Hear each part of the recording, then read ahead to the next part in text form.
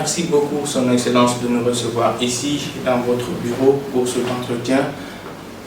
Je rappelle que vous étiez ambassadeur du Sénégal précédemment en France. Vous êtes nouvellement nommé ici à Banjul comme ambassadeur du Sénégal en Gambie. Vous êtes conseiller des affaires étrangères. Avec vous, nous allons parler longuement de relations entre les deux pays, le Sénégal et la Gambie, dans cet entretien. Première question tout d'abord, aujourd'hui, après vous avoir salué, comment se portent les relations entre le Sénégal et la Gambie et aussi quelle est aujourd'hui votre nouvelle feuille de route? Oui, je vous remercie infiniment, M. Paris. J'apprécie cette initiative de venir nous rencontrer à l'entame de cette nouvelle année pour parler des relations entre ces deux pays que l'histoire et la géographie ont réunis depuis très longtemps et qui entretiennent aujourd'hui les meilleures relations. Permettez-moi d'abord de présenter mes vœux les meilleurs à M. le Président de la République, son Excellence Macky Sall, qui m'a envoyé ici, qui m'a nommé ici à Banjul, en Gambie, à M. le Président Adama Barrow, qui m'a bien reçu à 2 reprises déjà, à tous les peuples sénégalais, gambiens, leur présenter des vœux les meilleurs, de bonnes et heureuses années, de succès, de plein accomplissement de tous les projets qui sont en cours. La relation entre les deux pays, comme vous le savez, est une relation particulière, exceptionnelle. La position de la Gambie vis-à-vis du territoire sénégalais est une position unique. Je n'ai pas vu ça ailleurs. J'ai vu des pays complètement enclavés comme en Afrique du Sud, Lesotho, l'ex-Swaziland, mais aujourd'hui un pays qui a quand même une fenêtre sur l'océan, mais qui a le reste de son territoire complètement au Sénégal, c'est rare, c'est unique. Et donc cette particularité fait que nos relations politiques et économiques aussi sont particulières. Et depuis que je suis là, juste 2 mois, j'ai pris service le 25 octobre, je me suis rendu compte que les conditions physiques ont imposé à nos 2 pays des relations politiques extraordinaires que nos 2 dirigeants entretiennent avec amitié, avec fraternité. Et je m'en réjouis. Nous avons l'obligation, nous avons le droit, nous avons la mission de conforter cette relation, de la consolider, de la renforcer. Et c'est à ça que nous nous attelons tous les jours. On peut dire donc quels sont vos beaux fixes, comme on le dit dans le langage diplomatique. C'est exactement ça. Je voulais peut-être dans le courant du développement vous montrer pourquoi ces relations sont beaux fixes. Parce qu'entre les présidents Adama Barrow et le président, M. le Président Macky Sall, c'est des frères, c'est des amis, c'est des complices même, je peux dire, parce que la relation dépasse le cadre officiel et s'étend au niveau des familles et au niveau de la parenté. C'est une relation particulière et qui se répand de façon très naturelle au niveau des gouvernements et des populations. Et ça, nous devons nous en réjouir. C'est notre chance d'avoir aujourd'hui à la tête de nos 2 pays son Excellence M. Macky Sall et M. Adama Barrow qui s'entendent parfaitement parce que nos destins sont liés. Si l'un va d'un côté et l'autre de l'autre, c'est pas bon pour nos 2 pays. Heureusement qu'ils ont perçu l'obligation d'être ensemble et aujourd'hui, l'histoire a fait que le processus d'accession au pouvoir de M. Adama Barrow fait aujourd'hui que le Sénégal et la Gambie sont dans une situation particulière, entretiennent des relations d'amitié, de concorde, de compréhension mutuelle. Et cela, c'est dans l'intérêt de nos peuples, parce que nous devons vivre dans la paix. Et pour vivre dans la paix, il faut la stabilité et la sécurité. Et c'est ce que nos 2 peuples ont compris aujourd'hui à travers nos deux gouvernements et l'entretien avec beaucoup d'élégance. Et votre nouvelle feuille de route, comme nouvel ambassadeur du Sénégal ici? Notre feuille de route, comme vous le savez, la politique étrangère du Sénégal est définie par M. le Président de la République, de par la Constitution du Sénégal. Donc ce que nous faisons ici, c'est l'application stricte des instructions que M. le Président de la République, à travers son ministre des Affaires étrangères, M. Amadouba, nous ont donné.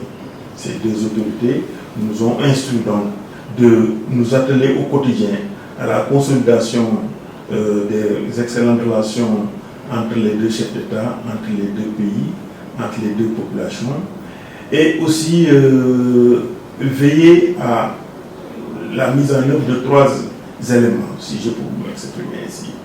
Le premier élément, c'est un élément politique. Comme vous le savez, la démocratie est en marche ici en Gambie, d'une façon visible, avec la bonne marche des institutions comme le comité de la réforme de la Constitution, le tribunal transitionnel qui permet aujourd'hui d'entendre certains acteurs, qui fait qu'aujourd'hui les victimes se sentent soulagées parce qu'il y a quand même une reconnaissance de leur fait, de ce qu'ils ont subi, de ce qu'elles ont subi, ces victimes.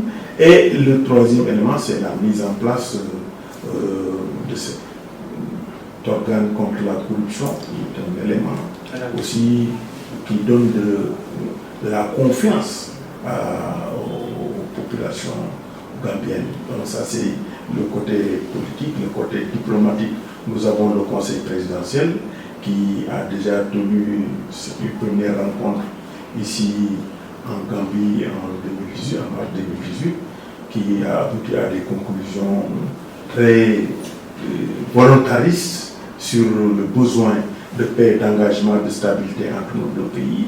Et ce Conseil présidentiel devait se réunir, mais en temps, vous savez, il y a eu les élections présidentielles au Sénégal, il y avait beaucoup d'activités qui font qu'il fallait attendre que ces échéances soient derrière nous pour pouvoir engager ce Conseil présidentiel dans les meilleures conditions, et ça va se tenir très bientôt dans le premier trimestre de 2020, Inch'Allah. Il y a un autre aspect maintenant. Cette fois-ci à Dakar.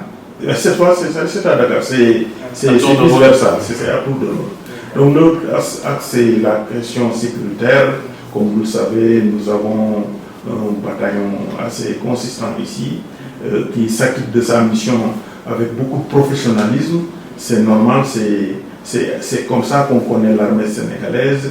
C'est une armée professionnelle, c'est une armée disciplinée, c'est une armée qui a été formée dans les grandes écoles et qui aujourd'hui déploie ses compétences, ses capacités engrangées au fur des années. Comme vous le savez, l'armée sénégalaise a fait pratiquement tous les théâtres de conflit à travers le monde. Et aujourd'hui, ce qu'elle est en train de faire ici au Sénégal et en Gambie, c'est de dérouler comment dirais-je, tout ce qu'elle a pu engranger comme expérience, comme vécu à travers ces champs, et c'est ça qui est en train d'être déroulé ici en Gambie, et à la grande satisfaction du gouvernement gambien et des populations qui quand même se sentent soulagées du fait de la présence de ces forces-là. Nous en sommes très fiers, nous les rencontrons. Hier seulement, j'ai reçu le chef de ce bataillon, monsieur le colonel Tamba, qui m'a encore réaffirmé l'engagement de ce groupe à veiller à mettre en œuvre exactement les règles d'engagement qui sont les siennes. Donc ça, c'est un volet important qui permet aussi aujourd'hui à l'armée gambienne de bénéficier de formation de la part de l'armée sénégalaise. Il y a des éléments qui sont envoyés au Sénégal, qui sont formés et qui reviennent pour mettre à niveau aussi Pour prendre la relève. Qui sont, voilà, pour prendre la relève. La relève de l'exercice. Parce que quand même il y a des discussions, parfois ça pose débat au sein de l'opinion gambienne sur cette présence militaire qui est quand même censée prendre fin un jour. Oui, mais ça aussi, il faut saluer cette initiative, cet engagement africain, cet engagement de la CEDEAO, de l'Afrique, à régler un problème africain par les Africains. Nous devons saluer cette action, saluer la décision, la disposition du Sénégal à apporter son appui à cette force de façon très visible. Ça, c'est à saluer. Bon, maintenant, ceux qui pensent que c'est comme ça la vie, hein. Chaque action, bonne ou mauvaise, toujours il y a des interprétations, mais je suis sûr et certain que la majorité, la grande majorité de la population pense que la présence de cette force est utile, est importante, est nécessaire, et jusqu'à un certain temps encore. Merci beaucoup, Son Excellence, et on l'oublie souvent, veut nous emmener à la forte colonie sénégalaise qui se trouve ici en Gambie. On l'oublie souvent, la Gambie abrite quand même la première diaspora sénégalaise. C'est important de le rappeler. Plus d'1 million de personnes vivent ici, de Sénégalais. Aujourd'hui, ils font face quand même à quelques difficultés. S'il y en a quelques-unes, quelles sont-elles et quelles sont les solutions pour y remédier? Vous savez, la diaspora fait partie des programmes prioritaires de M. le Président Macky Sall, qui en a fait, disons, une 15e région. Pour la première fois, la diaspora peut s'exprimer valablement au sein des institutions sénégalaises, au sein de l'Assemblée nationale. Il y a des députés qui sont élus par la diaspora pour parler en leur nom et défendre leur cause. La 15e région, comme on le dit. Voilà. Et comme vous le savez, le député Kouri Ndiaye est là pour parler au nom de l'ensemble de cette population sénégalaise et même au-delà de la Gambie parce que son mandat couvre l'ensemble de la sous-région. Donc cet intérêt que M. le Président de la République a conféré à la diaspora, c'est pas un cadeau, c'est aussi lié à une réalité que la diaspora est en train d'entretenir. La diaspora envoie plus de 1000 milliards de CFA chaque année, plus que l'aide publique au développement. Je n'ai pas le chiffre exact, mais c'est que la diaspora sénégalaise à l'extérieur envoie au pays, fait plus que l'aide publique au développement que le Sénégal peut recevoir. Donc, c'est quand même la reconnaissance par M. le Président de la République de cette force que représente la diaspora, de cette capacité d'action, cette force de frappe que représente la diaspora pour notre pays, pour le développement économique de notre pays, pour la stabilité aussi de beaucoup de ménages au Sénégal et pour aussi redorer certaines contrées, certains villages qui aujourd'hui voient des immeubles fleurir du fait de la diaspora. Et donc, M. le Président a eu raison de leur accorder cette importance et de leur donner cette place aujourd'hui dans le fonctionnement de nos institutions. Maintenant, ce que ces populations, cette communauté rencontre comme difficulté, c'est le comment de tous les immigrés, tous ceux qui sortent de leur pays. Il y a un problème lié à l'attachement à sa région, à sa famille. Il y a le besoin, il y a l'éloignement, ça c'est une difficulté. Mais là aussi, aujourd'hui au Sénégal, on a mis tout le dispositif nécessaire de communication, tout le dispositif nécessaire de facilitation de l'envoi d'argent ou d'autres moyens avec les nouvelles technologies de l'information et de la communication. Ce besoin est réglé. L'autre élément, c'est peut-être un peu de chômage pour certains qui sont là. Qui sont là, quelques-uns éprouvent certaines difficultés financières.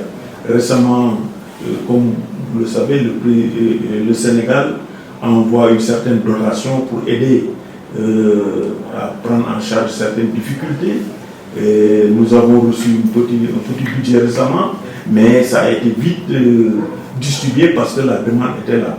Donc, je sais que certaines... C'est dans le programme d'allocation familiale, c'est ça? Du chef de l'État? Il y a plusieurs programmes. Il y a la DER pour les femmes, il y a le FES, le fonds d'appui aussi aux Sénégalais, etc. Mais aussi au niveau des missions diplomatiques, il y a des fois un petit fonds d'assistance sociale qui est accordé pour permettre de prendre en charge certaines dépenses, mais bon, ça a été vite épuisé parce qu'il y avait une certaine demande. Donc 1 million de Sénégalais, comme vous l'avez dit, c'est sûr et certain qu'il y a quelques éléments parmi cette population qui assurent un travail, qui assure, qui justifie d'un bien-être évident, ça c'est sûr, mais certains peut-être sont dans certaines difficultés, mais ce que je peux reconnaître et accepter, et en cela je salue l'hospitalité du peuple gambien, l'hospitalité du gouvernement gambien. Ils sont, toute la population sénégalaise vivant en Gambie, vraiment se trouve à l'aise. Ça c'est extrêmement important. Il n'y a pas de sentiment de discrimination, il n'y a pas de sentiment de xénophobie, de rejet. Il y a une cohésion entre les communautés. Ensuite, la partie de la communauté qui a des difficultés avec la loi et qui pourrait se trouver de l'autre côté, c'est en tout sur 1 million, ils ne font pas plus de 115.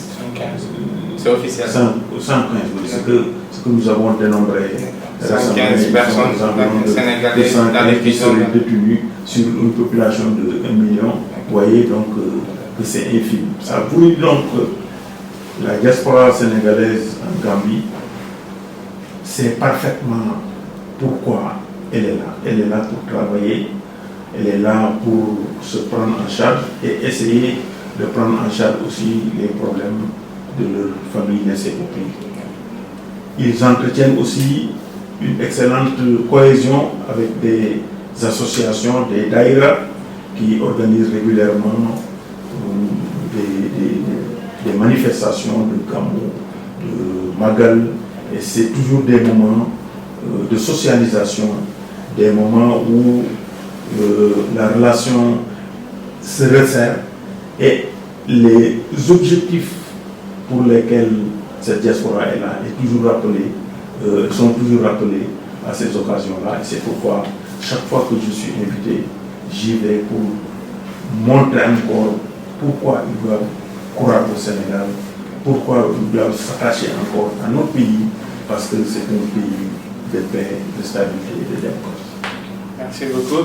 Parlant de ça, du Sénégal, de l'image du Sénégal, comme on le dit, le Sénégal est quand même perçu aujourd'hui comme un leader dans la sous-région. On le cite ici en Gambie, avec tout le rôle qu'il a eu à jouer dans la résolution de la crise post-électorale de 2017. En Mauritanie, on l'a vu, en Guinée-Bissau. Donc le Sénégal, c'est un leader incontestable, incontesté. Est-ce que le Sénégal aussi, dans cette diplomatie de soft power, compte aussi en profiter pour peut-être booster son secteur privé, les entreprises sénégalaises qui sont là? Est-ce qu'il y a une politique là-dessus? Oui, enfin, ça fait partie un peu de nos missions. Aider les entrepreneurs, les hommes d'affaires sénégalais à venir s'installer en Gambie. Et là, j'en profite pour lancer un appel pour leur montrer que la Gambie est un pays de paix, un pays stable, un pays où il y a la démocratie, un pays où la justice fonctionne. Et dans un pays où il y a la paix, la stabilité, où les institutions judiciaires fonctionnent, on peut être confiant pour venir investir. C'est le même appel aussi que je lance aux opérateurs gambiens qui voudraient aller s'installer au Sénégal. Là, ils ont toutes les raisons d'y aller parce que le Sénégal aujourd'hui est un pays reconnu à travers le monde comme un pays attractif, un pays de paix et de stabilité.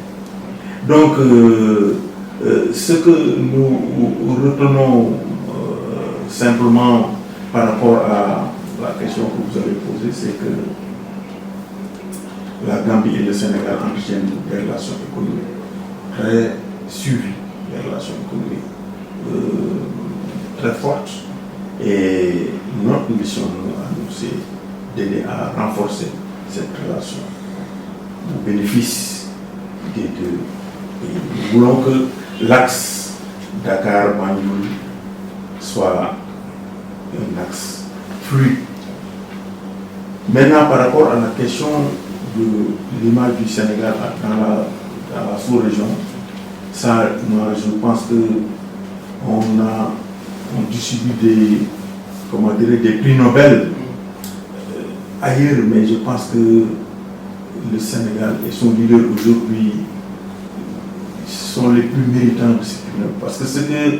le Président de la République est en train de faire pour la paix et la stabilité dans la sous-région, je pense que la communauté internationale, un jour, reconnaîtra cet effort-là. Et c'est dans l'intérêt de notre pays aussi. S'il y a la paix et la stabilité en Gambie, en Guinée-Bissau, au Cap-Vert et ailleurs, c'est d'abord pour nous. Parce que aujourd'hui, la politique diplomatique du Sénégal, c'est d'abord d'assurer la ceinture, ce qu'on appelle la ceinture. Pour les pays qui sont autour du Sénégal, nous devons y avoir la paix et la stabilité. Parce que sans la paix et la stabilité, on ne peut pas penser au développement. Et ça, c'est une conviction de M. le Président de la République de s'investir pour assurer la sécurité et la stabilité du Sénégal. Ça, c'est son premier rôle. Mais au-delà, il faut aussi assurer ses arrières, penser aussi au reste, aux pays environnants, pour que, voilà, que la paix puisse régner et que les populations puissent vaquer à leurs occupations sans craindre de leur vie, sans craindre de leurs biens, sans craindre aussi de leur famille. Je crois que c'est extrêmement important. Vous pensez que le chef de l'État, le président Macky Sall, est éligible au prix Nobel de la paix qui a été distribué à un Africain, décerné à un Africain? En tout cas, j'ai vu que dernièrement ça a été décerné à Premier ministre pour une action juste dans un pays limitrophe, alors que M. le Président de la République s'est investi dans depuis qu'il est au pouvoir. Vous vous rappellerez ce qui s'est passé dans la sous-région. Je n'ai pas besoin de citer des pays, mais je sais que si on fait un round-up de tout ce qu'il a fait pour la paix et la stabilité, si ce prix Nobel est simplement décerné pour l'action, l'engagement, le courage d'aller au-devant de menaces, de difficultés, je pense que personne n'est plus méritant. Merci beaucoup, Son Excellence. L'autre question, c'est quand même, malgré cette embellie retrouvée entre le Sénégal et la Gambie, on note ça et là quelques difficultés, quelques incidents à la frontière entre les deux pays, où quand même on a noté récemment le bus qui ont été bloqués en provenance de Banjul qui s'y rendait, et le bus de la Société nationale de transport gambien qui ont été bloqués par les syndicats du Sénégal. Quand même, ça a suscité quelques remous ici, et à noter aussi qu'il y a des accords sur le transport entre les deux pays qui ont été signés durant le Conseil présidentiel de 2018. Comment vous comptez vous y prendre? Enfin, vous avez parlé d'accord. Oui. Un accord, c'est pour être mis en œuvre, Oui. c'est pour être exécuté par les partis. Les deux partis doivent voilà, s'entendre pour la mise en œuvre de l'accord. Donc, comme vous le savez, dans toute communauté humaine, il y a ce qu'on appelle les spoilers, les éléments négatifs qui sont là pour gâcher la dynamique de marche.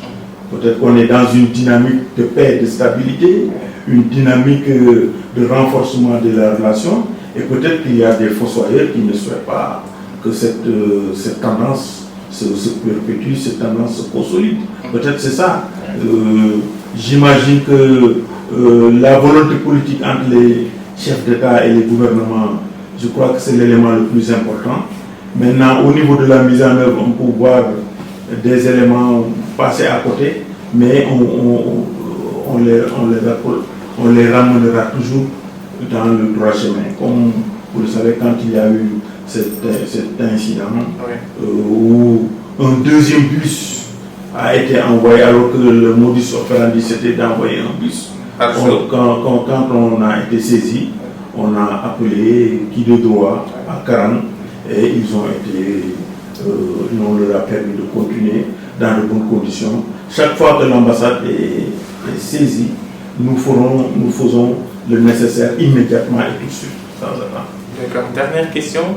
On le rappelle aussi ici en Gambie, entre les deux pays, le Sénégal et la Gambie, il y a quand même une autre institution qui les lie, c'est le secrétariat permanent, appelé secrétariat de la Sénégambie, qui est quand même une institution qu'on voit peu, ou bien que vous ne pensez pas qu'elle peut être plus utile aux deux pays, après les deux ambassades respectives.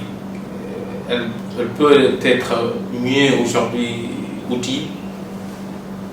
Bon, vraiment là vous me posez une question, je ne sais pas comment y répondre. Moi je pense que le secrétariat quand même a prouvé son utilité.